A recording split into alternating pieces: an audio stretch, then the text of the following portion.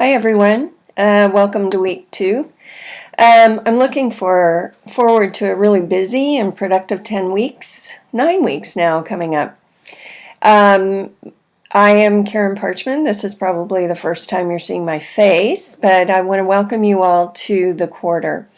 Hopefully you've had a chance to dive on in. Most of you have taken a look at Bowman and Deal. Have been doing your reading, and I've noticed that most of you have connected online. It's a really quick start, and I understand that for a lot of you. Trying to get the books, trying to get settled and everything. Some of the technology is new. So I hope that as time goes on, and even as you get used to it a little bit more, it'll become much more user-friendly for you. I have been teaching in the Fuller system since 2011, primarily in the areas of missional leadership, general missiology, Christian formation. I teach all 4 of the integrated studies courses around the regions, primarily IS 500, though I don't think I've had any of you in my classes yet, so it's good to have you. I've been teaching LD 500 for some time, and my current role is, when I'm not with you, I have a full-time position with World Vision International. My role with them is executive and senior leadership development. So as you're walking through this system and looking at what does it mean to be a good leader, what are some of the factors that go into leadership, some of those very same conversations are happening at World Vision among very senior leaders that are recognizing, probably for the first time in its 60-year history, that we need good leadership development. One of the questions I get asked a lot about this course is, there is a lot of secular information that goes on in this course. Shouldn't we be studying Christian formation or theological response to leadership? All of that's very true. The good thing about this course is it connects into a lot of the other things that you'll be looking at theologically, missiologically, and maybe even some of you who are in the School of Psychology. So as you draw on what you learn from those courses into this course, what you draw on this course that you take into your own systems, all of that's going to be very important. We also recognize that really good leadership principles, wherever they come from, actually have biblical foundations. A lot of the stories that you read, a lot of the theory that we're going to be talking about throughout this quarter actually are found in stories and narratives in Scripture. So as you look at Nehemiah, as we see what goes on between Barnabas and Paul and how Paul leads, how Peter leads, all of those demonstrate biblical principles of leadership, not all of which are ones that we want to emulate, but they do exist. At World Vision, we've had to learn how to do this well with diversity, cultural diversity, gender diversity, theological diversity. You're all coming from very different walks, and you're going to be feeding into each other's stories. How you lead, how your congregation leads, maybe how your organization leads. All of those are going to be important factors in teaching each other. I don't know if you've heard of the 70-20-10 principle. 10% of everything that we learn comes from the academy, what you learn in books, what the lectures that you hear, the papers that you write, the feedback that you get. 70% comes from on-the-job training, the things that you learn when you get somewhere. One of the stories that I don't think I use in this course, but I've used in others, is a little essay by a pastor who, after 2 years, came back and said, here's what they didn't teach me in seminary. Much of the learning that we take on comes from the work that we do. So we often feed that back in to our coursework. And many of you are mature adults who have been working in your churches. You've been providing discipleship and servanthood in your congregations. That comes back into influence what you learn in school. 20% of your learning actually comes from your peers, which is why I do a lot of peer work. You're learning together, learning from each other, with some additional information that actually is going to ground you as we go. So that said, there was a lot of good interaction around this, our first introduction into Almond Springs. I'm sure you're going to find it somewhat interesting. It is a middle-of-the-road denominational congregation struggling in a smallish town. So for some of you, this may be very familiar as its backdrop. A lot of the stories, though, no matter what congregation you come from, may actually resonate with a lot of you. For some, it's going to require a little bit contextualization, but hopefully we'll all learn together about that. There was a lot of good interaction this week around our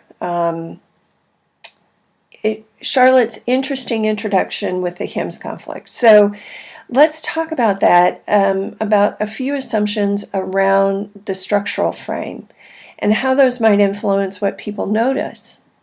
What do we know about the structural frame? Well, it tells us that organizations exist to achieve established goals and objectives.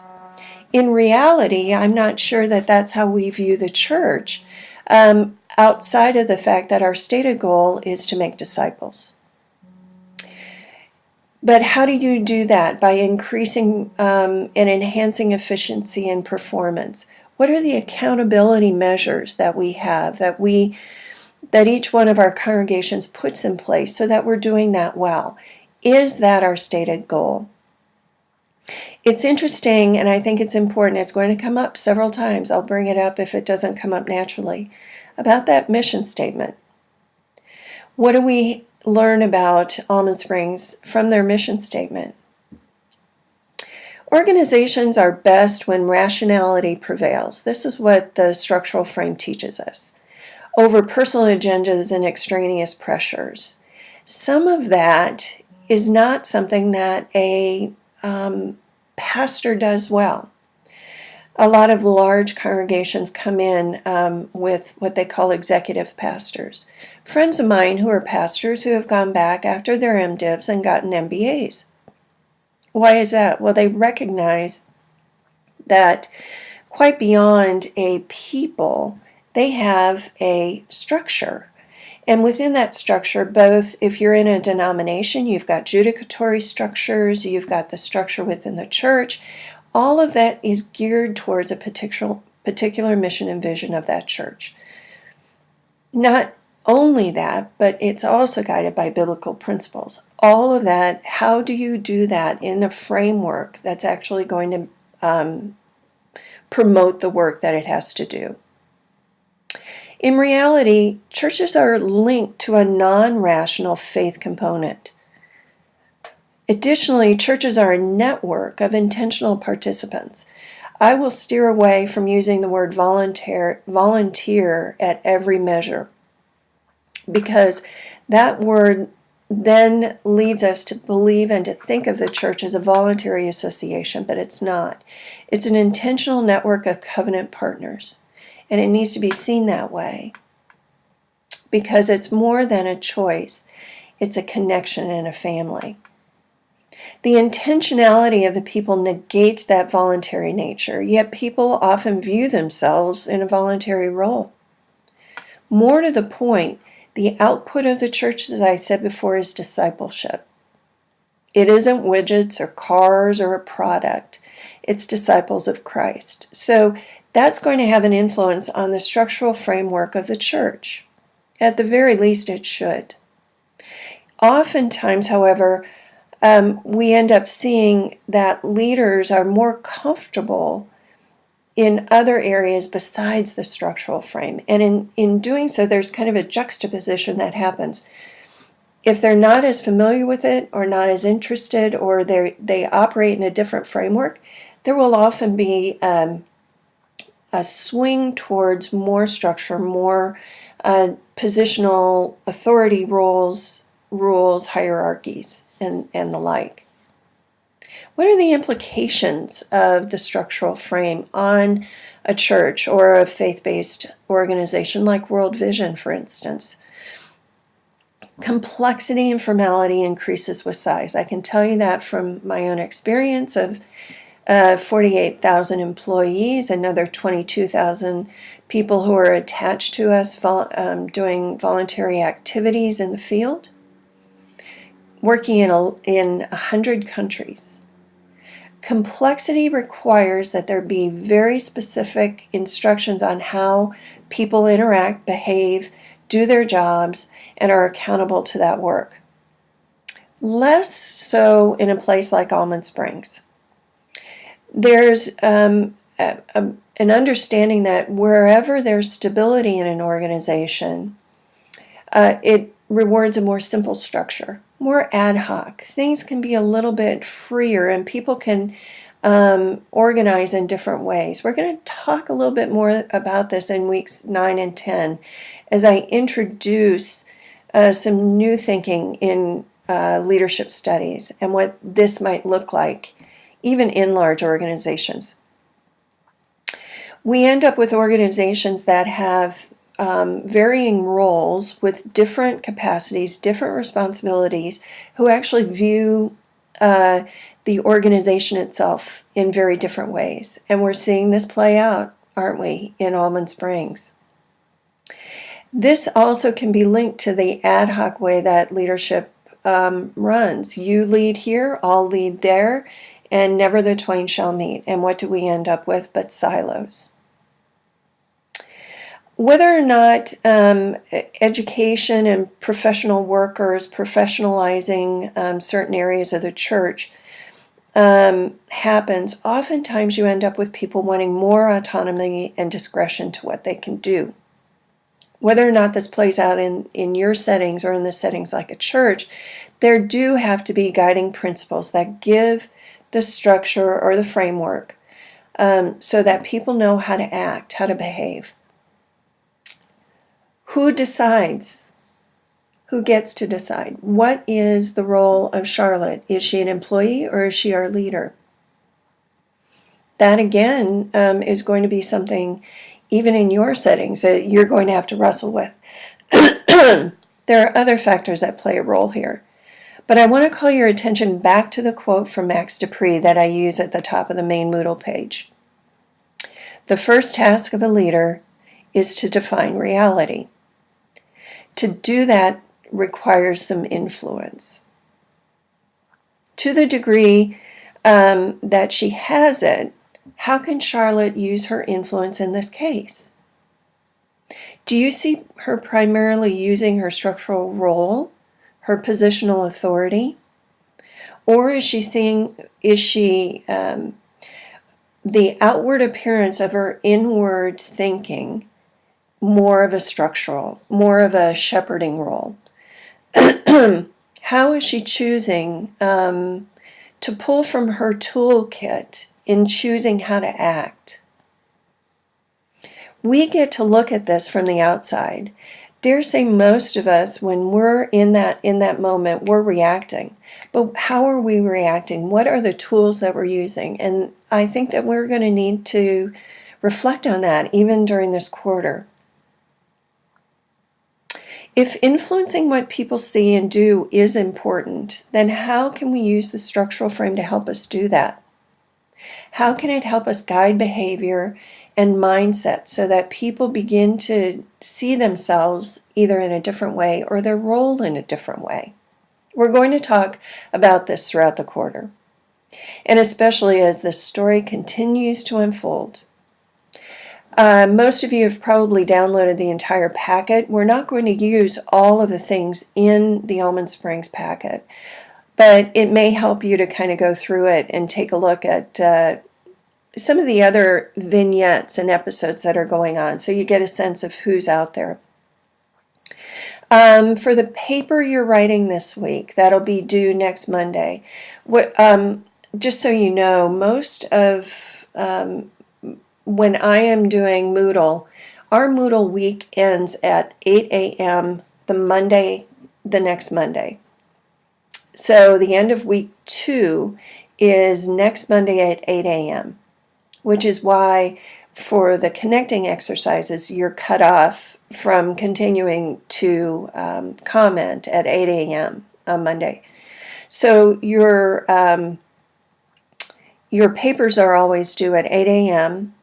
Pacific time on Monday. This paper I use as a teaching tool. This is not a, my expectation is that your ability to write, to understand, to reflect what's actually going on in this case from a leadership perspective is going to grow and get better over time. That's why you have so many of these papers to write. So one of the things I would suggest right off the top is think of the main theme you want your paper to be guided by. Write that out in bold at the top of the beginning of your paper. Theme for this paper. Write it out. And then keep checking back on that throughout your writing to make sure that everything is guided by that theme. I will also tell you my pet peeve is when students do not put their name and the title of the assignment at the top of the paper. Please do that for everything that you turn in, and make sure that your work is always guided that way. After the first paper, I will give you a warning, but I will deduct points if your name is not on the top of your paper. During the quarter, we're going to learn together how to gauge the rate, pace, and ability for a system to change. A lot of leadership is guiding people through change. Most of you, depending upon where you are discovering that we're in disruptive times. Whether culturally, contextually, within your church or within your organization. Change will be a constant. Disruptive change, not so much. But it will affect constant change. So we're going to talk a lot about that as we go through this.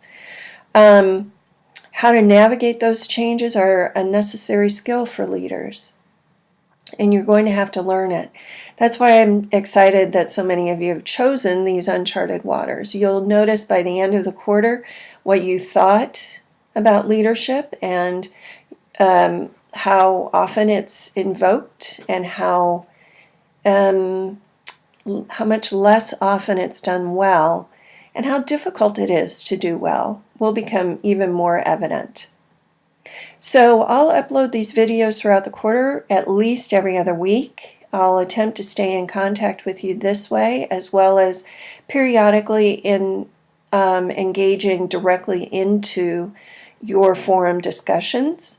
Alternate weeks, I will probably write out an announcement and talk a little bit more about those.